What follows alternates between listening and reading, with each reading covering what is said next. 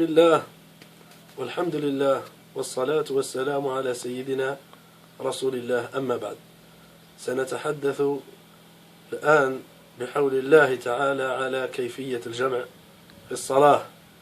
الجمع في الصلاة يكون بين الصلاتين المشتركتي الوقت، وهما صلاتي الظهر مع العصر والمغرب مع العشاء، لهما نفس الأحكام بالنسبة لمن كان مسافرا من ابتداء الوقت إلى نهايته.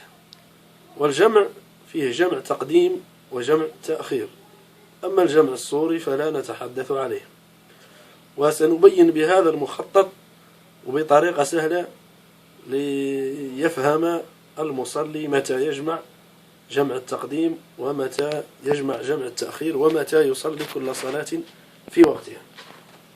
تبع منه هذا دخول الوقت، سواء دخول وقت الظهر أو المغرب نفس الشيء، يعني بالظهر مع العصر والمغرب مع العشاء لهما نفس الأحكام. نجعل من هنا هذا وقت الانطلاق أو المسافة، ثم دخول وقت العصر والعشاء، ثم إلى هنا إلى نهاية الوقت، نهاية الوقت المشترك العصر والعشاء.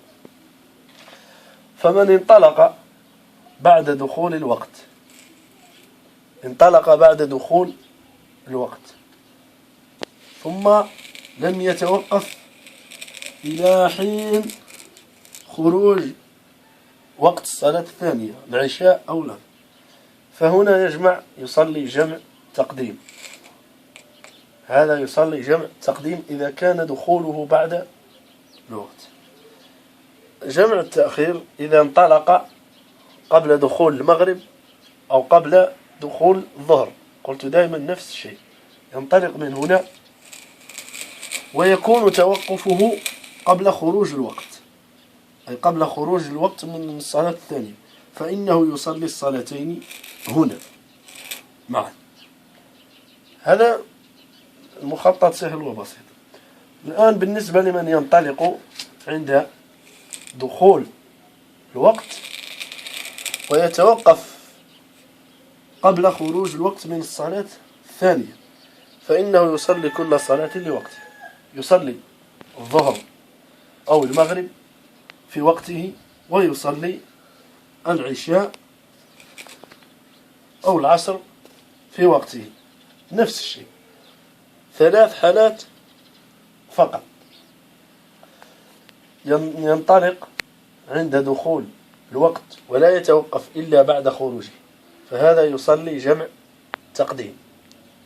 ينطلق قبل دخول الوقت ويتوقف قبل خروج الوقت، فهذا يصلي جمع تأخير. ينطلق بعد دخول الوقت ويتوقف قبل دخول الوقت، فهذا يصلي كل صلاة في حينه. هذه مجمل المسائل وأعظمها وأكثرها، أكثر المسائل حصولا. لو فهم الإنسان هذا المصلي هذا المخطط، فبحول الله تعالى يعلم كيفية ويسهل عليه كيفية الجمع. وصلى الله على سيدنا محمد وعلى آله وصحبه.